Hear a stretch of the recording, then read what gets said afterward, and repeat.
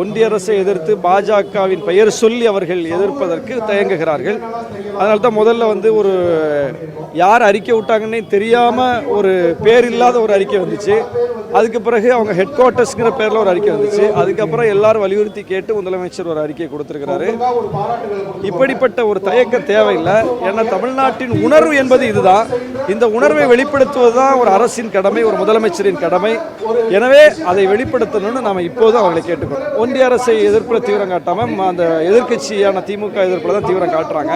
எதற்கெடுத்தாலும் நாங்கள் எதிர்க்க மாட்டோம் அப்படின்னு சொல்லியிருக்காங்க. அப்போ நாம் இவ்வளோ நாளாக எதற்கெடுத்தாலும் எதிர்த்தோமா அப்படிங்கிற கேள்வி இருக்கு. இன்னைக்கு நீதிபதியாக இருக்கக்கூடியவர்கள் ஒரு காலத்தில் மாணவர்களாக இருந்தவங்க தான். அப்போ இந்த மாணவர்கள், இளைஞர்கள் ஒரு ஆதிக்கத்தை எதிர்த்து தங்களுக்கான எதிர்காலத்திற்காக போராடுகிறார்கள்னா அந்த போராட்டத்தின் மாண்பை உச்சநீதிமன்ற நீதிபதிகள் முதல்ல புரிஞ்சுக்கணும், உணர்ந்தனும். தமிழ்நாட்டில் பற்ற வைத்த நெருப்பு இந்தியா முழுவதும் பற்றி பரவி இருக்கிறது என்னும் போது தமிழ்நாடு அமைதியாக இருக்கலாமா?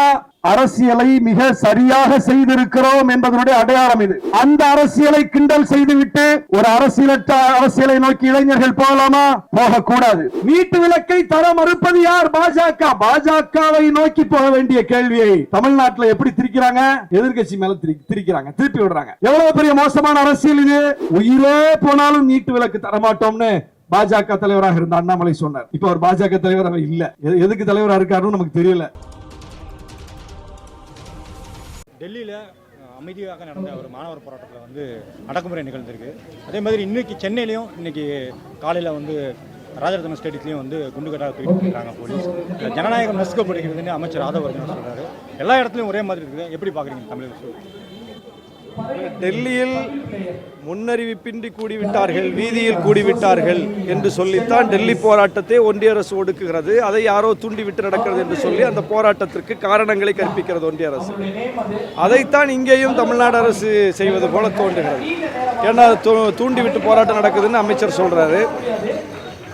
போராட்டத்திற்கு திரண்ட மாணவர்களை மிக மோசமாக அகற்றியிருக்கிறார்கள்.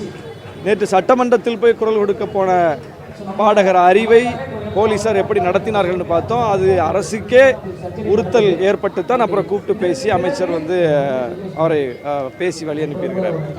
எனவே தமிழ்நாடு அரசு இதில் கூர்மையாக தமிழ்நாட்டின் உணர்வை வெளிப்படுத்த வேண்டும்.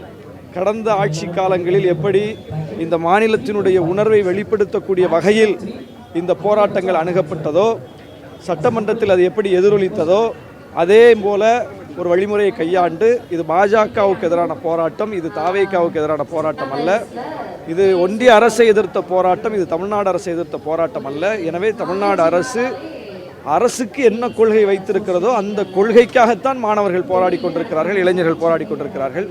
எனவே அதற்கு ஒத்துழைப்பு கொடுக்க வேண்டும் என்று தமிழ்நாடு அரசை கேட்டுக்கொள்கிறேன். ஒன்றிய அரசு இதற்கு பிறகாவது இந்த நீட்டு தேர்வை ரத்து செய்ய வேண்டும். இதற்கு முன்னால் அவர்கள் இது வெறும் தமிழ்நாட்டின் குரல் என்று சுருக்கி பார்த்து கொண்டிருந்தார்கள். இப்போது அது தேசத்தின் குரல் என்பது டெல்லியில் உணர்த்தப்பட்டு விட்டது. எல்லா மாநிலங்களை சார்ந்த இளைஞர்களும் டெல்லியில் கூடி, தலைநகரில் கூடி மிகப்பெரிய வீரஞ்செறிந்த போராட்டத்தை நடத்தி கொண்டிருக்கிறார்கள். எனவே அந்த போராட்டத்தினுடைய மாண்பை புரிந்து கொண்டு ஒன்றிய அரசு இதற்கு எதிர்வினை ஆற்றும் என்று நம்புகிறேன். கடந்த காலங்களில் நீட் எதிர்ப்பு போராட்டமே தமிழ்நாடு தான் ஆரம்பித்து வைத்தது. இது போன்ற பார்ப்பனிய எதிர்ப்பு, ஆதிக்க எதிர்ப்பு எல்லாத்துக்குமே தமிழ்நாடு முன்னோடியாக இருக்கு. ஆனால் இன்றைக்கு நிலைமை தலைகீழாக மாறி டெல்லியில் போராட்டம் நடந்து கொண்டிருக்குது. இங்கே ஆங்காங்கே டிஎஃப்ஐ, டைஃபி, எஸ்எஃப்ஐ இந்த மாதிரி மாணவர் இயக்கங்கள் தான் போராடிட்டு இருக்கிறாங்க. இளைஞர்கள் ஒரு ஜல்லிக்கட்டு போராட்டம் போல வரல. தமிழக அரசியல் சூழலே மாறி இருக்கு. எப்படி பார்க்குறீங்க? தமிழக அரசியல் சூழலை மிகவும் வருந்தக்கூடிய வகையில் மாறியிருக்கிறது, கவலைப்படும் வகையில் மாறியிருக்கிறது. இளைஞர்கள் ஒரு அரசியலற்ற அரசியலை நோக்கி அணிதிரண்டிருப்பது நமக்கு வேதனை அளிக்கிறது. உண்மையான அரசியலை நோக்கி இளைஞர்கள் வர வேண்டும் என்பதுதான் நம்முடைய விருப்பம். அந்த உண்மையான அரசியல் என்பது இந்த போராட்ட அரசியல் தான், இந்த கருத்தியல் அரசியல் தான். எனவே கருத்தியல் அரசியலை நோக்கி, போராட்ட அரசியலை நோக்கி தமிழ்நாட்டு இளைஞர்கள் மீண்டும் தங்களை நகர்த்த வேண்டும் என்று கேட்டுக்கொள்கிறேன். பெல்லட் குண்டு ஃபயர் ஆயிருக்குது. அது இன்றைக்கு வீடியோக்களும் போட்டோக்களும் வைரலாக இருக்குது. அதே நேரத்தில் இந்த வீடியோக்களை எடுத்துட்டு சுப்ரீம் கோர்ட் சூரியகாந்த் அவர்களிடம் எடுத்து சென்ற போது அதை அவசர வழக்காகலாம் விசாரிக்க முடியாதுன்னு அவர் தள்ளுபடி பண்ணியிருக்கிறாரு. எப்படி பார்க்குறீங்க? உச்சநீதிமன்றத்திற்கு இதை விட வேற என்ன வேலை இருக்குன்னு எனக்கு தெரியல. இதுதான் மிக முக்கியமான வேலை. மாணவர்கள், நம்முடைய தலைமுறையினர் அவருடைய எதிர்காலத்துக்காக போராடி கொண்டிருக்கிறார்கள். வெறும் மருத்துவ மாணவர்கள் மட்டும் போராடல, அதில் சட்ட மாணவர்களும் இருக்கிறார்கள். சட்டம் படிக்கக்கூடிய மாணவர்கள் தான் நாளைக்கு நீதிபதியாக அமரப்போகிறார்கள். இன்னைக்கு நீதிபதியாக இருக்கக்கூடியவர்கள் ஒரு காலத்தில் மாணவர்களாக இருந்தவங்க தான். அப்போ இந்த மாணவர்கள் இளைஞர்கள் ஒரு ஆதிக்கத்தை எதிர்த்து தங்களுக்கான எதிர்காலத்திற்காக போராடுகிறார்கள்னா அந்த போராட்டத்தின் மாண்பை உச்சநீதிமன்ற நீதிபதிகள் முதல்ல புரிஞ்சுக்கணும், உணர்ந்தணும். எனவே அவர்கள் அதை உணர்ந்து இந்த வழக்கை விரைந்து விசாரித்து உரிய நியாயத்தை நீதியை வழங்குவார்கள் நம்புகிறேன். இங்கே இவ்வளோ பெரிய விஷயங்கள் நடந்திருக்குது, அதாவது மிகப்பெரிய வன்கொடுமை, அதாவது மிகப்பெரிய தாக்குதல் நடந்திருக்குது. 2 நாள் கழித்து தான் முதல்வர் வந்து ஒரு ட்வீட்டு போடுறாங்க. அது மாதிரி ஆதவ அர்ஜுனா அமைச்சர் அவர்களும் ஒரு ட்வீட்டு போடுறாங்க. இவர்கள் எல்லாரும் ராஜ்மோகன் அமைச்சர் அவர்களும் பேசுகிறாங்க. இவங்க எல்லாரும் குறிப்பிடக்கூடிய ஒரு விஷயம், இதை வந்து சட்டப்பூர்வமாக தான் நம்ம வந்து அணுக முடியும். மாநில பட்டியலில் கொண்டு வரணும், அதற்கு முன்னாடி ஒரு சிறப்பு குழுவில் வைக்கணும் அப்படின்னு அவங்க சொல்கிறாங்க. அதுவும் இந்த போராட்டத்துக்கும் ரிலேட்டடாகவே இல்லை. எப்படி பார்க்குறீங்க? இல்லை, ஒரு தயக்கம் இருக்கிறது, அது நல்லாவே தெரியுது. வந்து ஒன்றிய அரசை எதிர்த்து பாஜகவின் பெயர் சொல்லி அவர்கள் எதிர்ப்பதற்கு தயங்குகிறார்கள். அதனால தான் முதல்ல வந்து ஒரு யார் அறிக்கை விட்டாங்கன்னே தெரியாமல் ஒரு பேர் இல்லாத ஒரு அறிக்கை வந்துச்சு. அதுக்கு பிறகு அவங்க ஹெட் குவார்ட்டர்ஸ்ங்கிற பேரில் ஒரு அறிக்கை வந்துச்சு. அதுக்கப்புறம் எல்லாரும் வலியுறுத்தி கேட்டு முதலமைச்சர் ஒரு அறிக்கை கொடுத்துருக்கிறாரு. இப்படிப்பட்ட ஒரு தயக்கம் தேவையில்லை. ஏன்னா தமிழ்நாட்டின் உணர்வு என்பது இதுதான். இந்த உணர்வை வெளிப்படுத்துவது தான் ஒரு அரசின் கடமை, ஒரு முதலமைச்சரின் கடமை. எனவே அதை வெளிப்படுத்தணும்னு நாம் இப்போது அவர்களை கேட்டுக்கொள்கிறோம். இறுதியாக ஒரு கேள்வி, மாணவர் அமைப்பான ஏபிவி அமைப்பை வந்து முதல்வர் சந்திக்கிறாரு. அப்புறமா அந்த குர்பானி தடை விஷயம் குறித்தும் அவருடைய பெரிய ரெஸ்பான்ஸ் இல்லை. அதே மாதிரி திருப்பரங்குன்றம் ஃபைல்ஸ் ஆவணப்படம் இங்கே தடை செய்யப்பட்டது இந்து முன்னணியினர் மிரட்டலால். அதற்கும் வந்து தமிழ்நாடு காவல்துறை வந்து அவங்களுக்கு தான் துணை நின்றது. இந்த மாதிரி ஒரு சூழலில் இப்படிப்பட்ட பிரச்சனைகளிலும் வந்து மௌனம் காப்பது வந்து எப்படி பார்க்குறீங்க? இல்லை, மௌனம் காக்கல, இன்னைக்கு அறிக்கை கொடுத்து எல்லாமே பாஜகவோட ஒரு பாஜக எதிர்ப்பில் முந்தைய அரசுகளின் நிலைப்பாட்டை போன்ற ஒரு தீவிரம் இந்த அரசிடம் இல்லை. அதை ஒப்புக்கொண்டு தான் ஆகணும். இவர்களும் எதிர்க்க வேண்டும்னு நம்ம கேட்டுக்கிறோம். என்ன காரணம் நினைக்கிறீங்க? அவங்களுக்கு பல காரணங்கள் இருக்கு. அவங்க பாஜகவை வந்து கொள்கை எதிரின்னு சொன்னாலும் கூட ஒரு கட்சியாகவும் பாஜக எதிர்ப்பில் அவங்க தீவிரம் காட்டல. திமுக எதிர்ப்பில் தான் அவங்க தீவிரம் காட்டினாங்க. இப்போது ஒரு அரசாக அவர்கள் வந்த பிறகும் ஒன்றிய அரசை எதிர்ப்பில் தீவிரம் காட்டாமல் அந்த எதிர்கட்சியான திமுக எதிர்ப்பில் தான் தீவிரம் காட்டுறாங்க. எதற்கெடுத்தாலும் நாங்கள் எதிர்க்க மாட்டோம் அப்படின்னு சொல்லியிருக்காங்க. அப்போ நாம் இவ்வளோ நாளாக எதற்கெடுத்தாலும் எதிர்த்தோமா அப்படிங்கிற கேள்வி இருக்கு. எதற்கெடுத்தாலும் நம்ம எதிர்க்கல, தேவையான விஷயத்தில் தான் எதிர்த்தோம். தமிழ்நாட்டுக்கு தேவையில்லாத விஷயங்கள் வரும்போது எதிர்த்தோம்.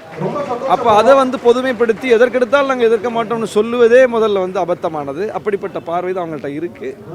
தமிழ்நாட்டின் உணர்வை புரிந்து கொண்டு தங்களை மாற்றிக்கொள்வார்கள் நம்புறோம். நீட் தேர்வை ரத்து செய்ய வேண்டும் என்று இன்றைக்கு தலைநகர் டெல்லி கிடுகிடுக்கு போயிருக்கிறது. மிகப்பெரிய போராட்டம், எழுச்சிமிக்க போராட்டம். ஆனால் இந்த முழக்கத்தின் விதை எந்த மண்ணில் போடப்பட்டது என்றால் பெருமை பொங்க சொல்ல முடியும். தமிழ்நாட்டில் போடப்பட்ட விதை. இந்தியாவின் எல்லா மாநிலங்களும் நீட் தேர்வை ஏற்றுக்கொண்டன. எல்லா மாநிலங்களும் ஏற்றுக்கொண்டன. ஏற்காத ஒரே மாநிலம் தமிழ்நாடு. ஏற்க மாட்டோம் என்று சொன்ன மாநிலம் தமிழ்நாடு.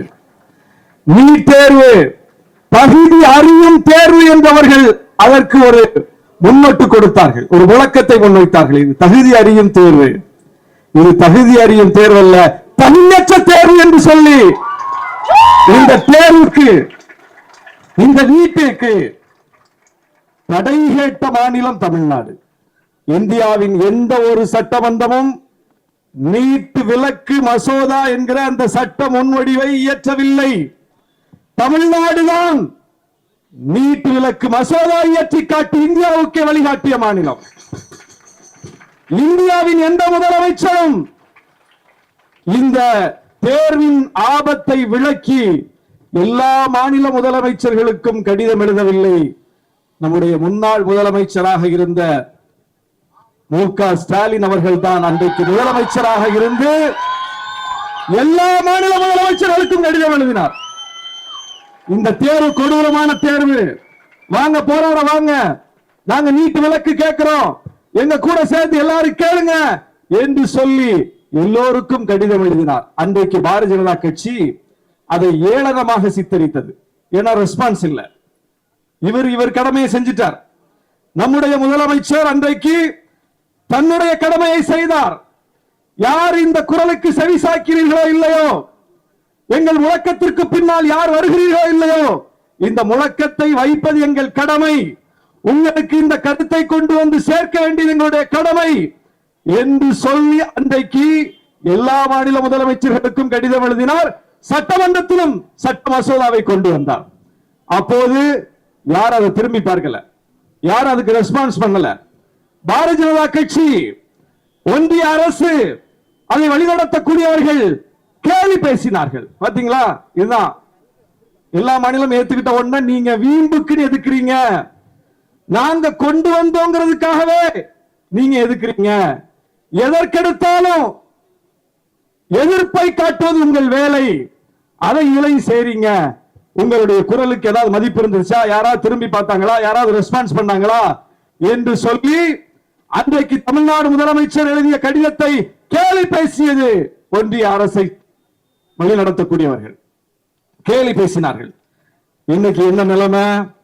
அன்றைக்கு தமிழ்நாட்டின் குரல் மட்டும்தான் தனிமைப்பட்ட குரல், தனித்து விடப்பட்ட குரல். ஆனால் அது தனித்துவமான குரல் என்பதற்கு இன்றைக்கு இந்தியாவே சாட்சியாக இருக்கிறது. அது தனித்துவமான குரல், அது தனித்துவமான குரல் என்பதனால் தான் இன்றைக்கு தமிழ்நாட்டில் குரல் ஒலிக்கிறதோ இல்லையோ, டெல்லியில் ஒலித்துக் கொண்டிருக்கிறது, இந்தியா முழுவதும் ஒலித்துக் கொண்டிருக்கிறது. அப்ப தமிழ்நாட்டில் பற்ற வைத்த விதை இன்றைக்கு இந்தியா முழுவதும், தமிழ்நாட்டில் பற்ற வைத்த நெருப்பு இந்தியா முழுவதும் பற்றி பரவி இருக்கிறது என்னும் போது தமிழ்நாடு அமைதியாக இருக்கலாமா? இருக்க மாட்டோம் என்று உணர்த்துவதற்காக இங்கே நீங்கள் கூடியிருக்கிறீர்கள். தமிழ்நாட்டின் குரலாக கூடியிருக்கிறீர்கள், தமிழ்நாட்டின் உணர்வை வெளிப்படுத்த கூடியிருக்கிறீர்கள். சரி, எல்லாரும் ஏத்துக்கிட்ட போது நாம ஏன் எதிர்த்தோம்? இன்னைக்கு எல்லாரும் எதிர்க்கிறாங்க, தாமதமாக வேணும் இன்றைக்கு எதிர்க்கிறார்கள். ஆனால் முன்கூட்டியே இந்த தேர்வு வந்த அந்த நொடியில் இருந்து இதன் ஆபத்தை புரிந்த மாநிலம் தமிழ்நாடு தானே. நாம ஏன் எதிர்த்தோம்? எல்லாரும் ஏற்றுக்கொள்ளும் போது நமக்கு எப்படி அந்த பார்வை தனித்துவமான பார்வை? அதுதான் இந்த மண்ணுக்கே உரிய சமூக நீதி பார்வை. நாம நமக்கு மட்டும் எப்போதுமே குறுக்கி சிந்திக்கிறது கிடையாது. அது இந்தியாவுக்கு ஆபத்தான தேர்வு என்றுதான் சொன்னோம். ஆனா ஏற்கிறவங்க ஏத்துக்கிட்டு போறாங்க. ஆனாலும் தமிழ்நாட்டுக்கு விலக்கு கேட்டு நாம் போராடினோம். மற்ற மாநிலங்களுக்கும் கடிதம் எழுதினோம், மற்ற மாநிலத்தையும் உசுப்பினோம். அப்படி நமக்கு அந்த பார்வை வருவதற்கு என்ன அடிப்படை?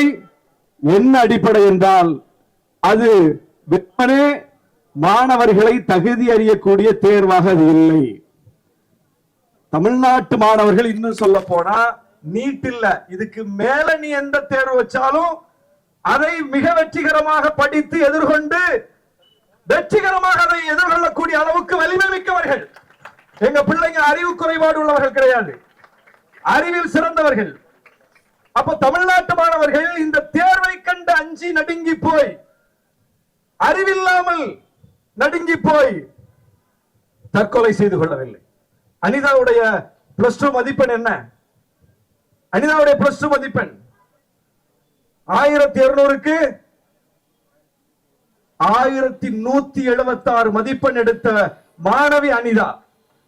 அப்போ எந்த தேர்வு வைத்தாலும் படித்து அந்த தேர்வை வெற்றிகரமாக எதிர்கொள்ளக்கூடிய அளவுக்கு அறிவு பின்புலம் கொண்டவர் தான் அனிதா. ஒரு உதாரணம், நம்ம பிள்ளைங்க எல்லாரும் அப்படித்தான். அப்ப நீட் என்ன, இதை விட நீ விட பெரிய தேர்வை நீட்டினாலும் அதையும் எதிர்கொள்ள எங்கள் பிள்ளைகள் தயார். அதெல்லாம் பிரச்சனை. பிள்ளைங்க தடுமாறுவாங்க, பிள்ளைங்க படிக்க முடியாம போயிடுவாங்க, அதற்காக நாங்கள் எதிர்க்கவில்லை. எங்கள் பிள்ளைகள் எல்லா பிள்ளைகளையும் விட அறிவியல் சிறந்த பிள்ளைகள், அதுல எங்களுக்கு மாற்றுக்கருத்து இல்லை. நாங்கள் ஏன் அதை எதிர்க்கிறோம்? இது மாநில உரிமைக்கு எதிரான தேர்வு. கல்வி என்பது மாநில பட்டியலில் இருந்தது. நெருக்கடி நிலையை பயன்படுத்தி எமர்ஜென்சி பீரியட்ல அதை பொது பட்டியலுக்கு கொண்டு போனார்கள். கன்கரண்ட் லிஸ்ட், பொது பட்டியல். அதற்கு நல்ல தமிழ்ல சொல்லணும்னா ஒத்திசைவு பட்டியல். ஒத்திசைவுனா என்ன? ஒத்திசைவுனா என்ன? ஐயாவோட நான் ஒத்திசைந்து போறேன் அப்படின்னா என்ன பொருள்? அவரோட இணங்கி போறேன், அவருக்கு எனக்கும் ஒரு காம்ப்ரமைஸ், ஒத்த கருத்து, ஒரு சுமூக தீர்வு, ஒரு இணைப்பு. அப்போ இவரோட நான் ஒத்திசைந்து போறேன், அவர் கருத்தோடு நான் இணைந்து போகிறேன் என்று பொருள். அப்போ ஒத்திசைவுனா என்ன? ஒத்திசைவு பட்டியலில் கல்வி வைக்கப்பட்டிருக்கிறது அப்படின்னா என்ன? கல்வி தொடர்பாக ஒரு முடிவை எடுப்பதாக இருந்தால் ஒன்றியமும் மாநிலமும் ஒத்திசைந்து ஒரு முடிவை எடுக்க வேண்டும். அதானே? அப்ப கன்கரண்ட் லிஸ்ட்ல தானே இருக்கு, யூனியன் லிஸ்ட்ல இல்லையே கல்வி, இப்பவும் இல்லையே, இப்பவும் அது கன்கரண்ட் லிஸ்ட்ல இருக்கு, ஒத்திசைவு பட்டியல் இருக்கு. ஒத்திசைவு பட்டியலில் கல்வி இருக்கும் போது கல்வி தொடர்பான முடிவை என்னை கேட்காமல் நீ மட்டும் எப்படி எடுக்கலாம்? இதுதான் தமிழ்நாட்டின் கேள்வி. தமிழ்நாட்டின் கேள்வி இதுதான். இது மாநில சுயாட்சிக்கான கேள்வி. நீ யார் எடுக்கிறது? என்கிட்ட கேட்டியா? நான் ஒத்தனா இல்ல, அது பார்லிமெண்ட்ல சட்டமாக்கிட்டோமே. பார்லிமெண்ட்ல சட்டமாக்கிட்டா நாங்க சட்டமன்றத்துல வேண்டாம்னு சொல்லிட்டோமே.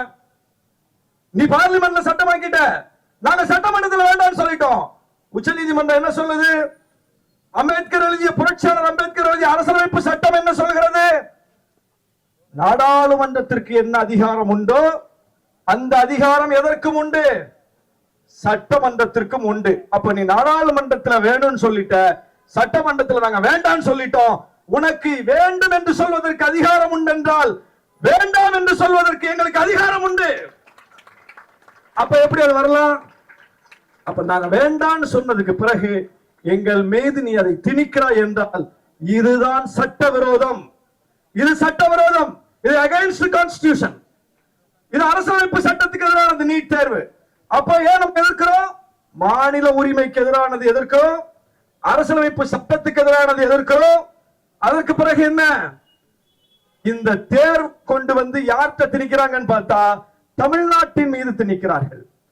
மற்ற மாநிலங்கள் ஏத்துக்கிட்டாங்க, தமிழ்நாடு ஏற்கலன்னு சொல்றாங்கல்ல. ஏன் ஏற்கல? மற்ற மாநிலங்கள்ல தமிழ்நாட்டை போல மாவட்டத்திற்கு 1, 2 என்று சொல்லக்கூடிய மருத்துவ கட்டமைப்பு உண்டா? மருத்துவ கல்லூரிகள் உண்டா? யார் அப்ப விட்டு காசுல கட்டினது? இதெல்லாம் யாரும் கட்டவில்லை, தமிழ்நாடு கட்டி வைத்திருக்கிறது. நம்பரி பணத்தில், மாநில அரசின் பணத்தில், தமிழ்நாட்டு மக்களின் வியர்வை சிந்தி செலுத்திய பணத்தில் கட்டி எழுப்பி இருக்கிறோம் அரசு கல்லூரிகளை, மருத்துவ கல்லூரிகளை. வேற யார் கட்டல? கட்டலைன்னா கட்டாதது ஏன் அங்க போய் கேளு. கெட்டவன்ட்ட வந்து நீ என்ன பண்ற? எல்லாரும் இங்க வந்து படிக்கலாம்னு நீட்டை கொண்டு வந்து திறந்து விடுற. அப்ப நாம +2 மதிப்பெண்ணின் அடிப்படையில் மருத்துவம் படிக்கக்கூடிய வாய்ப்பை உருவாக்கி வைத்திருந்தோம். +2 படிச்சாங்க நம்ம பிள்ளைங்க. 1ஆம் வகுப்பிலிருந்து 12ஆம் வகுப்பு வரை கட்டணமில்லா கல்வி, கட்டணமில்லா கல்வி, அரசு பள்ளிக்கூடத்தில் கல்வி. அப்படி ஒரு கட்டமைப்பை இங்கே உருவாக்கி வைத்திருக்கிறோம். நம்முடைய பிள்ளைகளுக்கு எல்லா வசதியையும் நாம் செய்து கொடுத்திருக்கிறோம். அதான் நம்ம கல்வி முறை. மூடிய பள்ளிக்கூடங்களை திறந்தோம். அதுதான் இங்குள்ள அரசியல். நுழைவுத் தேர்வை ரத்து செய்தோம். முதல் தலைமுறை பட்டதாரிகளை உருவாக்கினோம். அதுதான் இங்கே முன்வைக்கப்பட்ட 100 ஆண்டு கால திராவிட இயக்க அரசியல். அதனுடைய விளைச்சல் என்ன? கட்டணமில்லா கல்வி, பஸ் பாஸ், எல்லா வகையான தொடர்பான உபகரணங்களையும் கொடுத்து அருகாமை பள்ளிகள் என்கிற நிலையை உருவாக்கி, மாவட்டந்தோறும் மருத்துவக் கல்லூரிகளை உருவாக்கி, இந்தியாவிலேயே 100 தலை சிறந்த கல்வி நிறுவனங்களை பட்டியல் போட்டால் அதில் அதிக எண்ணிக்கையிலான கல்வி நிறுவனங்கள் தமிழ்நாட்டை சார்ந்தவை என்று பெயர் எடுக்கக்கூடிய அளவுக்கு ஒரு கல்வி கட்டமைப்பு உருவாக்கி வச்சிருக்கிறோம். அப்போ நீ ஒரு கல்வி தொடர்பான ஒரு புதிய முடிவை எடுப்பதாக இருந்தால் உனக்கு ரோல் மாடல் எங்கிருந்து வரணும்? உனக்கு கிராஸ் என்ரோல்மெண்ட் ரேஷியோ, உயர்கல்வி படிப்போர் விழுக்காடு, அது 25 விழுக்காட்டுக்கு உள்ள இருக்கிற வட மாநிலங்கள் இருந்து எடுப்பியா அல்லது 50 விழுக்காட்டை தாண்டிய தமிழ்நாட்டில் இருந்து எடுப்பியா? 50 விழுக்காட்டை தாண்டிய தமிழ்நாடு தான் கல்வி தொடர்பாக இந்தியா எந்த முடிவெடுத்தாலும் இந்தியாவுக்கு வழிகாட்டுகிற ரோல் மாடல் ஸ்டேட். ஆனால் நீ என்ன பண்ற? 25 விழுக்காடு கூட எட்டாத மற்ற மாநிலத்தை சார்ந்தவர்கள் உருவாக்கக்கூடிய ஒரு கல்விக் கொள்கையை கொண்டு வந்து, ஒரு தேர்வு முறையை கொண்டு வந்து, ஒரு ப்ராக்ரசிவ் ஸ்டேட்டாக இருக்கக்கூடிய ஒரு முன்னேறிய தமிழ்நாடு, ஒரு முற்போக்கு மாநிலத்தின் மீது திணிக்கிறாய். எப்படி ஏத்துக்க முடியும்? எல்லா மாநிலமும் ஏத்துக்கிட்டாங்கன்னா அது அவங்க பிரச்சனை. நாங்க ஏன் ஏத்துக்கிறோம்? நாங்க ஏத்துக்க முடியாது. எனவேதான் இந்த போராட்டத்தை யார் ஏற்றாலும் ஏற்காமல் போராடிய மாநிலம் தமிழ்நாடு. நீட் தேர்வுல மட்டும் இல்ல, தமிழ்நாட்டுடைய வரலாறு எடுத்து பாருங்க. தமிழ்நாட்டின் வரலாறு இதை சொல்லும். இந்தியை திணித்தார்கள், தமிழ்நாட்டின் மீது மட்டுமா திணித்தார்கள்? எல்லா மாநிலங்களின் மீதும் தான் இந்தியை திணித்தார்கள். எல்லா மாநிலங்களின் மீது இந்தியை திணித்த போது இந்தியால எல்லா மாநிலங்களும் இந்தியை தாய்மொழியாக கொண்ட மாநிலங்களா? இல்லையா? இல்லையா? தமிழ்நாடு எப்படி தமிழை தாய்மொழியாக கொண்ட மாநிலமோ அப்படி இந்தியாவில் ஏராளமான மாநிலங்கள். இப்ப கான்ஸ்டிடியூஷன்ல 22 மொழிகள் இருக்கு. கான்ஸ்டிடியூஷன்லயே 22 மொழிகள் ஏற்றுக்கொள்ளப்பட்டிருக்குன்னா அப்ப இந்தியாவில் எத்தனை மொழிகள் இருக்கும்? அப்போ கான்ஸ்டிடியூஷனை சாட்சியா இருக்கு 22 மொழிகள். 22 மொழிகள் எடுத்துக்கிட்டா கூட 22 மொழி இருக்குல்ல. அப்ப 22 மொழி ஏற்றுக்கொள்ளப்பட்டிருக்கிற ஒரு நாட்டில் இந்தியின் அடிப்படையில் எல்லாவற்றையும் நீ தீர்மானிக்கிறாயே, இதை எப்படி ஏற்க முடியும்? நீ எதிர்த்து கிளர்ச்சி செய்த மாநிலம், இந்திய எதிர்ப்பு அறப்போராட்டத்தை நடத்திய மாநிலம், 100 ஆண்டுகளுக்கு முன்பே அந்த குரலை ஓங்கி ஒலித்த மாநிலம் தமிழ்நாடு. அன்னைக்கு யாரும் ஏத்துக்கல. அன்னைக்கு யாரும் ஏத்துக்கல. இன்னைக்கு என்ன நிலைமை? எந்த கட்சி அன்றைக்கு ஆட்சியில் இருந்து இந்தியை திணித்ததோ அந்த கட்சியின் கர்நாடக முதலமைச்சராக இருந்த சித்தராமையா என்ன பண்றாரு? மெட்ரோ ஸ்டேஷன்ல போய் கருப்பு மை பூசி அழிக்கிறார் இந்திய எழுத்துக்களை. எப்போ? 100 வருஷத்துக்கு பிறகு. நாம் அந்த போராட்டத்தை எப்ப நடத்தினோம்? 100 ஆண்டுகளுக்கு முன்பு அந்த போராட்டத்தை நாம் நடத்தும் போது கேலியாக பார்த்தார்கள், கிண்டலாக பார்த்தார்கள். ஆனால் அந்த போராட்டத்திற்கே எல்லா மாநிலங்களும் வந்து நிற்கக்கூடிய காட்சியை பார்க்கிறோம். அப்படித்தான் 50 விழுக்காட்டுக்கு மேல் இடஒதுக்கீடு போகக்கூடாது என்று உச்ச நீதிமன்றம், சுப்ரீம் கோர்ட் ஒரு ஸ்கேல் பண்ணாங்க. எல்லா மாநிலமும் ஏத்துக்கிட்டாங்க. சரி, ஓகே, ரைட். தமிழ்நாடு மட்டும்தான் அதை ஏற்க முடியாது என்று சொல்லி 69 விழுக்காட்டு இடஒதுக்கீட்டை சட்டமாக்கி அதற்கு சட்ட பாதுகாப்பும் கொடுத்த ஒரே மாநிலம். சுப்ரீம் கோர்ட்டே சொல்லிருச்சு அப்படின்னு விட்டுட்டோமா? விடல. எதிர்த்து ஃபைட் பண்ணோம். அதோட விளைவு என்ன? 69 விழுக்காடு இடஒதுக்கீடு சட்டமாக்கணும். Role model state. ஒவ்வொன்றையும் தமிழ்நாடு தான் வழிகாட்டி இருக்கிறது.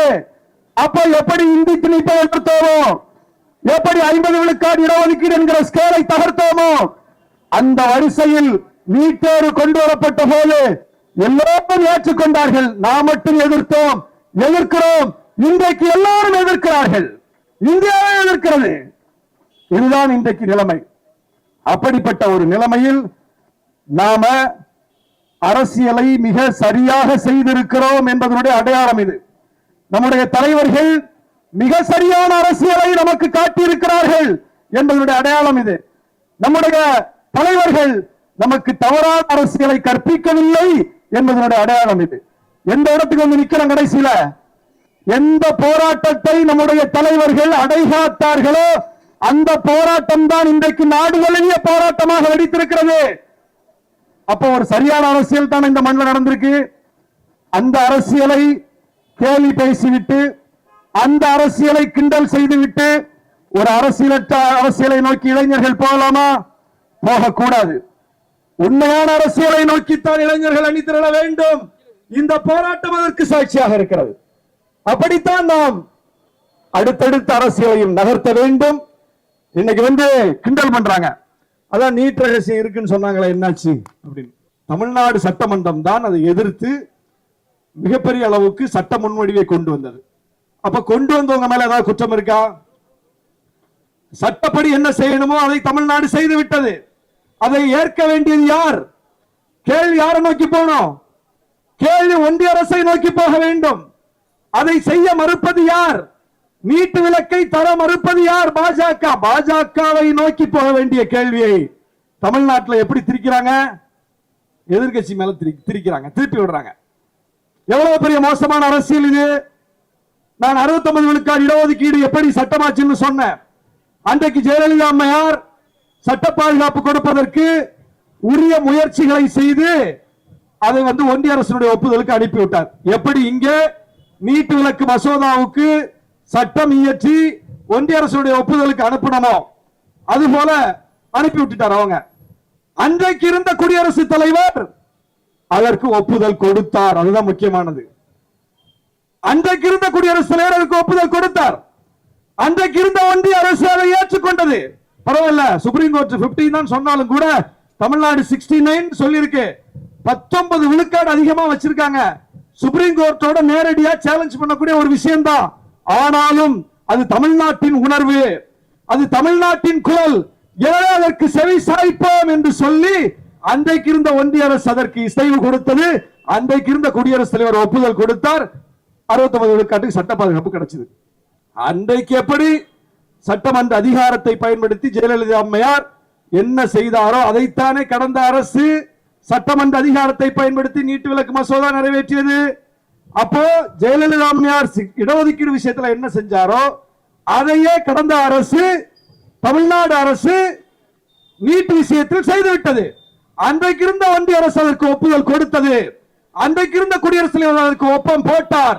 இன்றைக்கு இருக்கிற ஒன்றிய அரசு இதற்கு மறுக்கிறது. இன்றைக்கு இருக்கிற குடியரசுத் தலைவர் இதற்கு ஒப்பம் போட மறுக்கிறார். பிரச்சனை அப்ப எங்க? பிரச்சனை இங்கேயா அங்கேயா? கேள்வி யாரை நோக்கி போகணும்? இங்க இருக்கிற கட்சிகளை நோக்கியா, அங்க இருக்கிற அரசை நோக்கியா? அப்ப நம்ம எப்படி மடை மாற்றுகிறார்கள்? நம்முடைய அரசியலை எப்படி திசை மாற்றுகிறார்கள்? எனவேதான் இளைஞர்களே விழிப்போடு இருங்கள். தவறான திரும்பிவாத அரசியலின் பக்கம் தலை சாய்த்து விடாதீர்கள். தமிழ்நாடு ஒரு கோரிக்கையை வைக்கிறது என்றால், ஒரு முழக்கத்தை முன்வைக்கிறது என்றால் அதற்கு பின்னால் நியாயங்கள் இருக்கும், நீதி இருக்கும், நியாயமான காரணங்கள் இருக்கும். நாம வீம்புக்கு எந்த கோரிக்கை வச்சதில்லை, வெறுப்பின் அடிப்படையில் எதையும் எதிர்த்ததில்லை. நாம் வைத்த கோரிக்கை ஒவ்வொன்றும் வரலாற்று பூர்வமான கோரிக்கைகள். அதைத்தான் இன்றைக்கு நீட் போராட்டம் சொல்கிறது. தமிழ்நாடு முன்வைத்த எதிலும் தோற்றதாக வரலாறு இல்லை. தமிழ்நாடு முன்வைத்த காலை பின்வைத்ததாக வரலாறு இல்லை. நீட் விஷயத்தில் எழுதி வைத்துக் கொள்ளுங்கள். பாரதிய ஜனதா கட்சி பெரும்பான்மை பலத்தோடு இருக்கும் போதுதான் வேளாண் சட்டத்தை கொண்டு வந்தார்கள். இன்னைக்காவது அவங்க மைனாரிட்டி கவர்மெண்ட், இன்னைக்கு பெரும்பான்மை அரசு இல்ல. இன்னைக்கு நிதிஷ்குமாரையும் அதுக்கப்புறம் சந்திரபாபு நாயுடுவையும் மற்ற பல தலைவர்களையும் நம்பி அவர்கள் ஆட்சி நடத்தி கொண்டிருக்கிறார்கள். பெரும்பான்மை வலிமை இல்லை. பெரும்பான்மை வலிமையோடு பாரதிய ஜனதா கட்சி ஆட்சியில் இருந்த போது வேளாண் சட்டத்தை கொண்டு வந்தார்கள். வேளாண் குடிமக்கள் இப்போது எப்படி டெல்லி திணறுகிறதோ அப்படி டெல்லியை திணறடிக்கக்கூடிய மகத்தான போராட்டத்தை நடத்தினார்கள். அப்ப என்ன சொன்னாங்க? ஒரு புள்ளி கமா கூட மாற்ற மாட்டோம் சொன்னாங்க. வேளாண் சட்டத்துல ஒரு புள்ளி கமாவை கூட மாற்ற மாட்டோம் என்று சொன்னார்கள். ஆனால் பெரும்பான்மை வலிமை உள்ள மோடி அரசு அந்த சட்டத்தை திரும்ப பெற்றதா இல்லையா? அதுதான் வரலாறு. ஒரு போராட்டம் அதை சாத்தியப்படுத்தியது. அதுபோல உயிரே போனாலும் நீட்டு விலக்கு தரமாட்டோம்னு பாஜக தலைவராக இருந்த அண்ணாமலை சொன்னார். இப்ப அவர் பாஜக தலைவர் இல்ல, எதுக்கு தலைவராக இருக்காருன்னு நமக்கு தெரியல. அப்படிப்பட்ட ஒரு புள்ளிக்கமாவை கூட மாற்ற மாட்டோம் என்று சொன்னார்களே, தமிழ்நாடு மட்டும்தான் இதை எதிர்க்கிறது என்று சொன்னார்களே, இன்றைக்கு இந்தியாவை எதிர்க்கிறது. எழுதி வைத்துக் கொள்ளுங்கள். நீட் விலக்கு வந்தே தீரும், நீட்டு தேர்வு ரத்தாகும், இளைஞர்களின் எழுச்சி அதை சாத்தியப்படுத்தும் என்று சொல்லி உங்கள் போராட்டம் வெல்லட்டும். இது நம் போராட்டம், இது நம் குரல் என்று சொல்லி வாய்ப்புக்கு நன்றி கூறி விடைபெறுகிறேன். நன்றி, வணக்கம்.